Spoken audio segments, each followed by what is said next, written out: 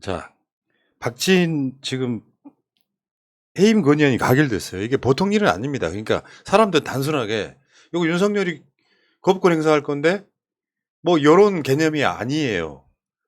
그만큼 엄중하다는 뜻이고 윤석열이 이걸 쉽게 나 거부하기가 쉽지 않아요. 그 이야기를 한번 해보는데 윤석열 정부 첫 국무위원 해임 건의안 가결됐는데 87년 체제 이후에 네 번째랍니다. 87년이면 몇 년 전이죠? 진짜 이거 태어나기도 전이거든요. 그래서 아, 나 저는- 저 사겠군, 진짜.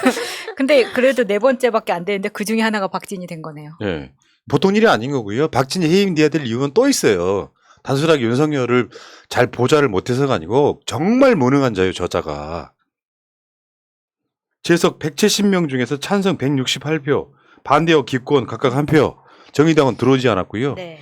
지금 과반 재석에 과반 150석 찬성하면은 이 통과되는 거잖아요. 해임 건의안 윤석열한테 박진희 해임해줘라고 건의하는 거예요. 사실 여기에 국민의힘이 전원 참석하지 않은 걸로 되어 있기 때문에 투표를 안 한 거잖아요. 그럼 우리가 여기서 궁금해할 수밖에 없죠. 반대 한 명 누구냐? 반대하면 누구냐? 네. 인사에 관한 것이므로 정권판에 뜨지 무기명이죠. 않습니다. 네. 무기명 비밀투표죠. 실제로요. 해임 건의안이 지금까지 통상적으로 뭐 거절한 적도 있긴 합니다만 해임 건의안이 올라가면 본인이 사퇴를 하는 방식으로 끝났거든요. 근데 이들은 버텨. 정말 잘하는 일이에요.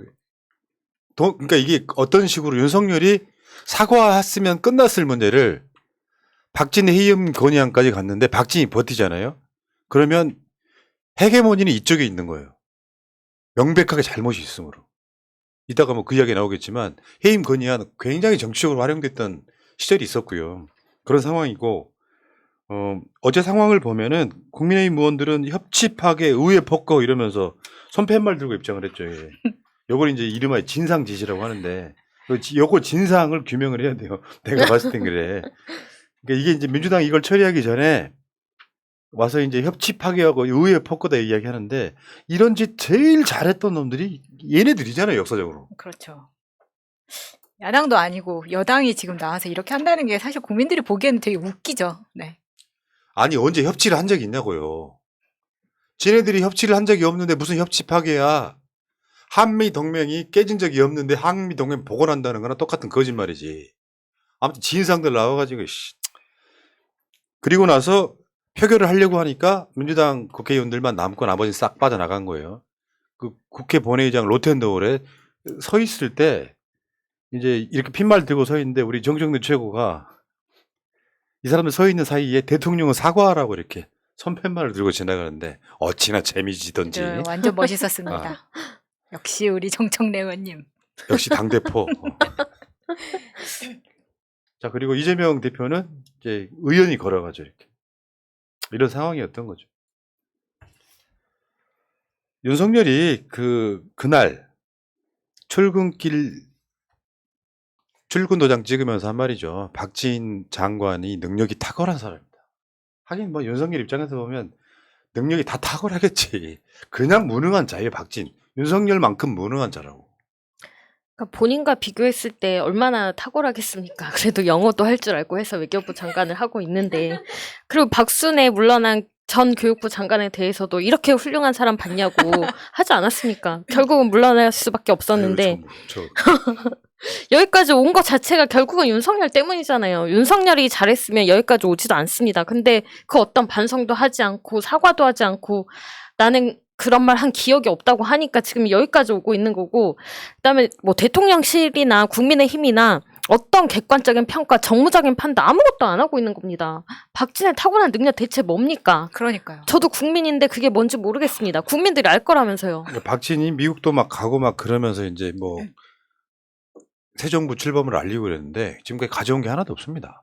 아니 이번에 뭐 런던에서 조문 논란이 있었을 때도 사실은 박진은 먼저 미국 가 있었단 말이에요. 그러면 먼저 미국에 가 있었으면 한미 정상회담이라도 성사를 시키던가. 도대체 미국에 빨리 간 이유는 뭡니까? 능력이 탁월하죠. 이제 도박 사이트 운영하는 아들들 굉장한 능력이시죠. 참, 내가 어쩌겠냐는데 진짜 그 박진이 노무현 정부 때 했던 짓 그때 당시 대변인이었어요. 이 사람들이 김두관 행자부 장관의 해임을 건의했던 사건. 해임 건의 묵살은 헌법 유린이다 하면서 국민과 국회의 의사를 무시하는 헌법 유린과 월권 행위를 중단하고 행자부 장관을 즉각 해임해야 할 것입니다. 참나 어처구니없네. 20년 후에 자기에게 하는 말이죠. 2003년이니까 거의 20년 된 거죠. 비슷한 것도 있어요. 그러니까 이게 노 대통령의 이날 발언은 삼권 분립의 헌법 정신을 유린하고 변종 독재의 길을 가겠다는 의지를 표명한 것에 다름 아니다. 노 대통령이 김두관 회의만 수용을 계속 거부할 경우 중대한 사태가 올 수 있음을 엄중 경고한다. 아유, 지랄을 하세요, 진짜. 그러니까 그때 했던 말들, 요 했던 말들에 대해서 이 사람들이 기억을 못하는 측면이 있는 거죠.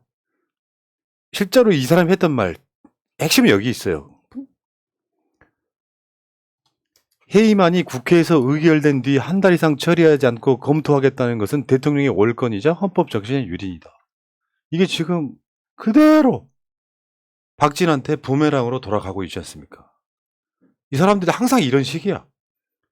자신들이 야당할 때는 다르고 여당할 때 달라요. 너무 심각할 정도로 달라요. 그리고 생각이 있으면 박진이 지금 물러나는 게 맞다고요. 그래야 윤석열한테 도움이 돼요. 윤석열이 박진을 지킬 게 아니라 박진이 그만뒀으니까 국민들 입장에서 민주당 그만해라 할 수 있는 거예요. 박진 본인은 자리 지키겠다는 거 아니에요? 그렇죠. 지금 장관 단지 얼마 안 됐고 지금 시작도 못 해봤는데 본인은 지금 다른 사람들 장관 해가지고 다 이건 저의 내피셜이지만 한 몫씩 하겠다고 지금 들러부터 팔 걷어붙였는데 시작하자마자 내려오라고 하면 되겠습니까? 지금 외교부는 제 외교 공간을 윤석열한테 뺏기고 난 다음에 지금 외교부 장관이 갈 공간이 없다는 거 아닙니까? 그래서 지금 하나씩 이전 비서실장 공간을 외교부 장관이 쓰기로 했는데 거기 지금 리모델링비만 20억씩 쏟아붓고 공사를 하고 있는 와중에 아직 공간을 써보지도 못한 박진이 여기서 자리를 물러날 것 같지 않다. 이제 공사 이제 시작했어. 외교부 장관 공간 하나. 박진이 겨우 들어가 살 집 하나만 지금 완성한 걸로 저는 알고 있는데 어찌됐건 간에 이건 기본이라고 생각해요. 제가 물러나겠습니다. 박진은 외교부 장관 할 사람이 없어요. 박진은 뭐 탁월한 사람이다. 탁월한 증거가 없는데 존나 탁월해. 하긴 윤석열에 비하면 누가 안 탁월하겠어요. 윤석열에 비하면 마차님, 볼메 그린님 다 탁월하신 분들이세요. 그렇죠. 기분이 썩 좋지는 않습니다. 비교 대상이 너무 좀. 근데 이 정부의 구성 자체가 일단 윤석열 정부를 돕기 위해서 온 사람들이 아니기 때문에 그렇기 때문에 각자의 이득을 위해서 내가 챙길 거는 다 챙겨야 된다라는 생각 때문에 물러나지 않을 것 같고 역시 윤석열 역시 해임할 생각이 없다. 그래서 결국에는 우리들에게 유리한 국면으로 가고 있다라고 보입니다. 보통은요, 윤석열이 이제 간이 부어버린 게, 오늘 이따가 지지율 이야기 나오겠지만, 지지율이 그 정도 나오면요, 정신 바짝 차리고 납작 엎드려야 되거든요. 근데 뻔뻔하게, 왜 있잖아, 그 적반하장이라는 표현 쓰잖아요. 우리가 교통사고 잠깐 무슨 접촉사고 난 것부터 시작해서 그런 상황들이 벌어지면 잘못한 사람이 사과하면은 어느 정도 무마가 되는데, 왜 그 층간소음도 그런 거 아니에요? 층간소음이라는 게 처음에 사소한 걸로 시작했는데 감정이 상하기 시작하면 이제 막 천장에다 스피커 설치해가지고 막 이상한 음악 들고 막 그러잖아요.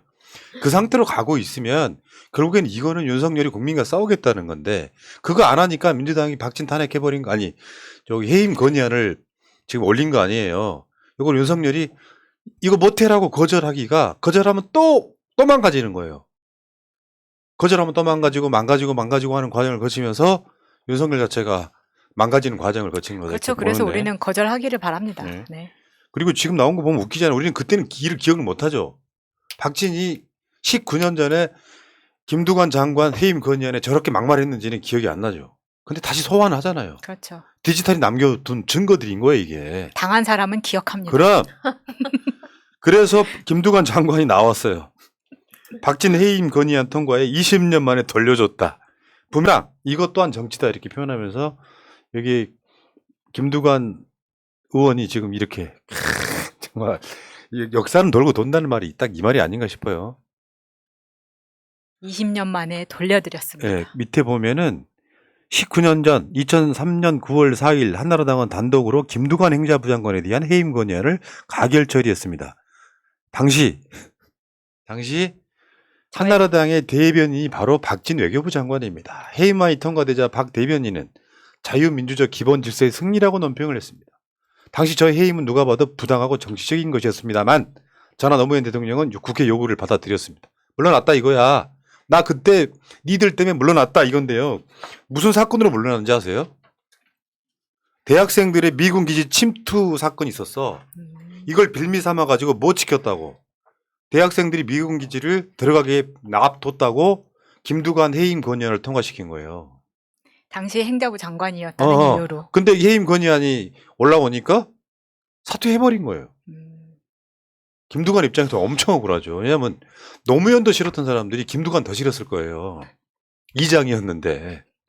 이장 출신이 나중에 행자부 장관까지 올라가는 상황이잖아요. 그러니까 실제로 서울대에 나오거나 좋은 대학 나와서 어떤 그 스펙이 엄청 대단한 사람이었다면 이렇게 쉽게 못했을 거라고 생각이 드는데 대학생들이 미군 기지에 침투한 사건을 빌미 삼아서 경찰에 이제 최상위에 있으니까 김두관 네가 책임져라고 해임 건의안을 내서 김두관이 그만뒀어요. 그러면 지금 이 상황하고 윤석열 상황하고는 그때하고 지금은 완전히 다르지 않습니까? 완전히 다르죠. 그리고 박진은 순방 기간 내내 최측근으로 활동을 했기 때문에 그만큼 책임이 더 큰 겁니다. 그런데 사실 박진이 이제 외무고시를 합격을 해서 어떤 뭐 외교 쪽으로 전문가처럼 보이지만 외무고시 합격 후에 외무부에서 근무한 이력은 굉장히 짧아요. 그 이후에 다 정치나 교수 역할을 했었기 때문에 박진은 외교에 대한 프로토콜을 정확하게 알지 못하는 사람이라고 평가를 받기 때문에 이 부분에 있어서도 처음부터 사실은 장관에 맞는 사람이 맞냐 이런 이야기가 많이 있었습니다. 참 정말 대단한 사람들인데 어쨌건 간에 이 정도 상황 되면은 입장 밝혀야죠. 그때는 내가 뭐 어떻게 했다라든지 뭐 그런 게 없는 상황에서 버티기 하면 할수록 이제 쉽게 표현하면 그 프레임에 빠져 있는 거죠. 헤어나오지 못하는 상태로 가는 거예요. 민주당 이거 해임 건의안 잘한 거예요, 이게. 윤석열 이것마저 쌩까하면 국민들은 더 싫어하지겠지. 저 오히려 지금 민주당이 윤석열에게 도움의 손길을 주고 있는 겁니다. 이렇게 박진을 지금 해임해야 된다라고 등 떠밀어 주고 있는데 이거를 거부하면 본인이 지금 더 악수를 계속 두고 있는 거죠. 자, 근데 박진이 탁월하신 분인지 아닌지는 다음 섹션에서 알아볼게요.